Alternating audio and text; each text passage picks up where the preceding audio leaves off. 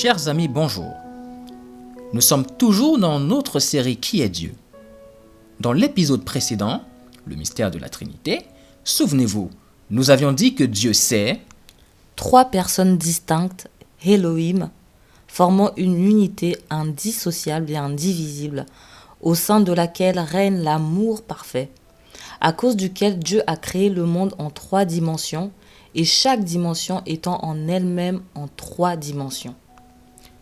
Nous avions alors conclu qu'une Trinité, c'est-à-dire Dieu, a créé une Trinité de Trinité. Si vous demandez à un chrétien les noms des 3 membres de la Trinité, il vous dira le Père, le Fils et enfin le Saint-Esprit. Et cela pourrait sans doute faire référence à Matthieu 28, 19, lorsque le Seigneur Jésus a dit « Allez, faites de toutes les nations des disciples, les baptisant au nom du Père, du Fils et du Saint-Esprit. » Remarquez que le Seigneur ne dit pas « au nom » au pluriel, comme pour dire qu'il faille baptiser au nom de 3 personnes séparément, mais il a écrit « au nom » au singulier, comme pour dire que le baptême ne se fait au nom d'une seule personne, Dieu qui s'appelle Père, Fils et Saint-Esprit. Je vous propose donc sans plus attendre d'utiliser notre boussole divine, qu'est la parole de Dieu, afin de voguer à bord de ce navire de la foi et d'explorer les contrées infinies de la nature glorieuse de Dieu. Et pour ce 3e numéro de la série Qui est Dieu, nous faisons escale sur la première île nommée Dieu le Père. Nous allons cette fois tenter encore d'apporter des éléments de réflexion pour comprendre en quoi ce Dieu invisible, créateur du ciel et de la terre, est notre Père à tous.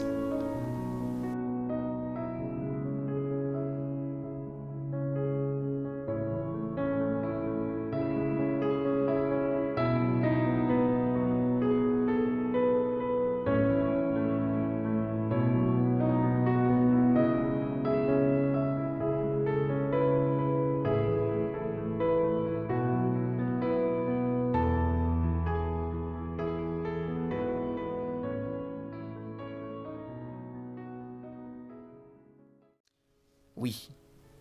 Malachie 2, verset 10 nous dit « N'avons-nous pas tous un seul Père? N'est-ce pas un seul Dieu qui nous a créés? » Très parlant, n'est-ce pas? Ce verset nous atteste que le Dieu créateur est aussi notre Père. Le prophète Ésaïe confirme cette parole de Malachie dans Ésaïe 64, verset 8. « Cependant, ô Éternel, tu es notre Père. Nous sommes l'argile et c'est toi qui nous as formés. Nous sommes tous l'ouvrage de tes mains. » Eh oui, le sentiment que Dieu a éprouvé en son cœur en créant l'homme, c'est l'amour d'un père pour ses enfants. Considérez un peu la chronologie de la création. Au premier jour, Dieu créa les cieux, la terre, la lumière. Au 2e jour, les continents, le ciel. Au 3e jour, la verdure. Le 4e jour, les luminaires, avec notamment le soleil et la lune. Le 5e jour, les animaux des champs, les oiseaux et les poissons de la mer. Et enfin, le 6e jour, Dieu a créé et placé l'homme au centre de sa création. Vous pouvez donc observer tout l'amour d'un père créateur pour sa créature.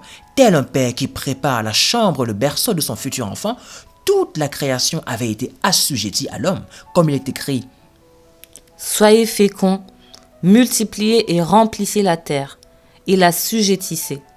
Et dominez sur les poissons de la mer, sur les oiseaux du ciel et sur tout animal qui se meut sur la terre. » Genèse 1, 28. Et cela est confirmé encore dans le psaume 103, verset 13, où on voit encore tout l'amour de Dieu comme un père pour ses enfants. Comme un père a compassion de ses enfants, l'Éternel a compassion de ceux qui le craignent. Même son de cloche dans Proverbe 3, versets 11 à 12. Mon fils, ne méprise pas la correction de l'Éternel, et ne t'effraie point de ses châtiments, car l'Éternel châtie celui qu'il aime, comme un père l'enfant qu'il chérit. Mais j'aimerais attirer votre attention sur un point. Remarquez que chacun de ces versets met en évidence cette relation père-enfant entre le Dieu créateur et l'homme sa créature, mais en mettant toutefois l'accent sur l'amour de Dieu pour l'homme, plus que celui de l'homme pour Dieu. Souvenons-nous que Dieu est amour, et quand on parle d'amour, on parle de liberté. Comment aimer quelqu'un si je le force à m'aimer? Imaginez que je prenne un téléphone portable et que j'enregistre grâce à une application Android ce message. Oh James, je t'aime tellement. Tu es si beau, si fort, si grand. Tu es l'amour de ma vie. Maintenant, imaginez que dans une situation de grande solitude et de mélancolie, j'active cet enregistrement. Croyez-vous que je serais pour autant aimé? Serais-je heureux pour autant? Non, puisque j'ai programmé mon téléphone à me dire qu'il m'aime. Mais cela n'est pas le véritable amour. De la même manière, Dieu n'agit pas par l'amour du pouvoir, mais bien par le pouvoir de l'amour. Et c'est pourquoi Dieu, notre Père créateur, a donné à l'homme le summum de l'amour, le libre arbitre. Cependant, l'homme a choisi de se rebeller contre son Père créateur et a utilisé son libre arbitre pour faire ses propres choix. Et malheureusement, cette rébellion se solde par un bien triste constat de la part de Dieu, comme en témoigne Genèse 6, versets 5 à 6. L'Éternel vit que la méchanceté des hommes était grande sur la terre, et que toutes les pensées de leur cœur se portaient chaque jour uniquement vers le mal. L'Éternel se repentit d'avoir fait l'homme sur la terre, et il fut affligé en son cœur. Malheureusement, contrairement à la sainte Trinité de Dieu, l'homme a érigé sa propre Trinité.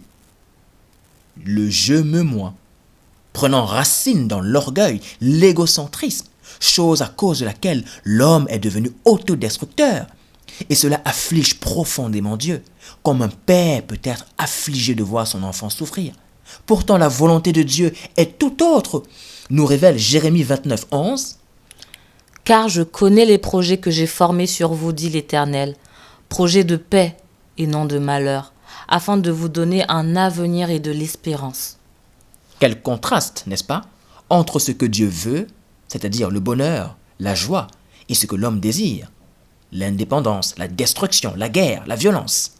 Dieu ne souhaite que le bien de sa créature, et autant de violences n'ont jamais été les plans d'amour de notre Père lors de la création. En dépit de cette rébellion de l'homme, Dieu aime toujours l'homme. Il veut restaurer cette relation entre lui et sa créature, car les bontés de l'Éternel ne sont pas épuisées, ses compassions ne sont pas au terme. Nous dit Jérémie dans Lamentation 3, verset 22.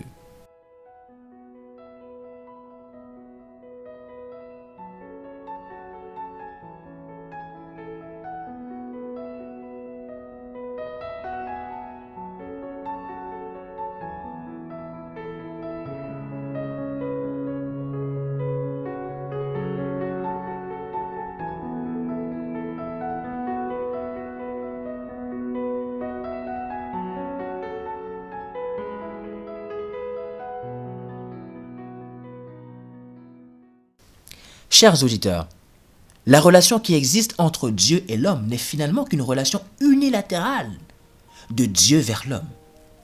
Une relation où seul Dieu donne et l'homme reçoit sans se soucier de Dieu.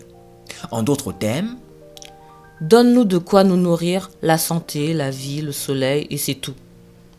Mais tant que cette relation n'évolue pas, le monde sera toujours un champ de bataille, témoin d'une lutte fratricide entre les hommes. Il faut donc que l'homme change son cœur méchant, égoïste, son cœur de pierre, en un cœur qui aime, non pas selon l'homme, mais selon Dieu. Pour cela, Dieu veut transformer cette relation unilatérale en une relation bilatérale entre lui et les hommes, pour leur propre bien. Dieu recherche des fils et des filles conduits par son esprit. Il voudrait qu'elles le cherchent, qu'ils et elles le cherchent de tout leur cœur. Comme l'atteste Acte 17, verset 27. Il a voulu qu'ils cherchassent le Seigneur et qu'ils s'efforçassent de le trouver en tâtonnant, bien qu'il ne soit pas loin de chacun de nous. Mais pour avoir cette relation avec le Père, il nous faut le connaître tel qu'il est, c'est-à-dire un Dieu saint et juste qui ne supporte pas le mal, tel qu'il est écrit dans Habacuc 1, verset 13. Tes yeux sont trop purs pour voir le mal, et tu ne peux pas regarder l'iniquité. Pourquoi regarderais-tu les perfides et te tairais-tu, quand le méchant dévore celui qui est plus juste que lui? Autrement dit, même si Dieu nous aime et souhaite avoir une relation réciproque avec sa créature, nous ne pouvons pas nous approcher de lui n'importe comment.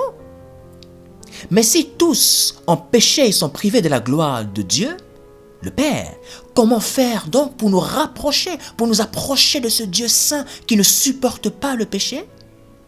Quel est le chemin qui nous mène à lui? Comment avoir cette relation paternelle dont un enfant a tant besoin? C'est là où les deux autres membres de la Trinité entrent en jeu. Le Fils, comme il est écrit dans Jean 14, verset 6, Jésus lui dit, « Je suis le chemin, la vérité et la vie. Nul ne vient au Père que par moi. » En d'autres termes, c'est grâce au Fils, qui est le chemin, que nous pouvons entrer dans cette relation intime avec Dieu. Non seulement il nous montre le chemin, mais il est le chemin, le seul chemin. Puis le Saint-Esprit, comme nous dit dans Romains 8, versets 15 à 16. « Et vous n'avez point reçu un esprit de servitude pour être encore dans la crainte, mais vous avez reçu un esprit d'adoption, par lequel nous crions « Abba Père ». L'Esprit lui-même rend témoignage à notre esprit que nous sommes enfants de Dieu. En effet, Dieu est esprit et c'est seulement par son esprit que nous pouvons réellement le connaître tel qu'il est. Afin de passer donc finalement de cette relation d'amour unilatérale entre le Père et sa créature pour entrer donc dans une toute autre relation d'amour bilatérale entre un père, une relation intime entre un père et son enfant. Nous ne sommes plus dans la crainte du juste jugement de ce père que nous avons offensé. Aujourd'hui, nous pouvons devenir ses enfants d'adoption, ayant en nous l'esprit de notre Dieu, de notre Père, afin d'apprendre à aimer Dieu, d'apprendre à le connaître tel que Paul le dit dans Éphésiens 1, versets 16 à 17. Je cesse de rendre grâce pour vous, faisant mention de vous dans mes prières, afin que le Père de gloire vous donne un esprit de sagesse et de révélation dans sa connaissance. Nous comprenons que notre salut dépend de la connaissance que nous avons du Père. Comme Jésus a dit, « Car la vie éternelle, c'est qu'ils te connaissent, toi le seul vrai Dieu. » Oui, le seul vrai Dieu. Tristement, l'homme a développé une relation avec toutes sortes d'idoles. Au lieu de chercher une relation avec son Père céleste, l'homme a choisi d'aimer l'idole d'argent, l'idole de sexe. L'homme a décidé de glorifier d'autres hommes et de les mettre au-dessus de lui. On choisit d'aimer, mes amis, de se donner à l'autre et de tout faire pour rendre l'autre heureux. Et Dieu n'a pas ignoré ce principe. Puisque l'homme ne peut pas aller à Dieu, lui, Dieu, est venu à l'homme dans la personne du Fils. Il s'est rabaissé jusqu'au niveau de sa créature. Il s'est donné afin de lui permettre de le connaître tel qu'il est. D'établir cette relation qu'il souhaite avec ses créatures, ses enfants. On parle d'une réciprocité dans l'amour. Pour récapituler, notre âme a besoin de connaître Dieu. D'abord, un Dieu créateur qui est un Père pour nous et qui nous aime sans rien demander en échange de notre part. Puis comme un Dieu rédempteur qui veut restaurer sa relation avec nous et veut que nous le connaissions avant tout pour notre bien.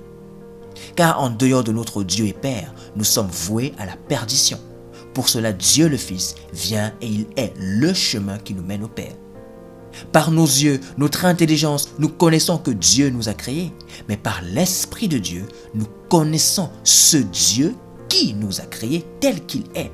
Un Dieu juste, saint, glorieux et amour. Un Dieu d'amour, ne recherchant que le bien de ses enfants. Que le temps passe vite, chers amis.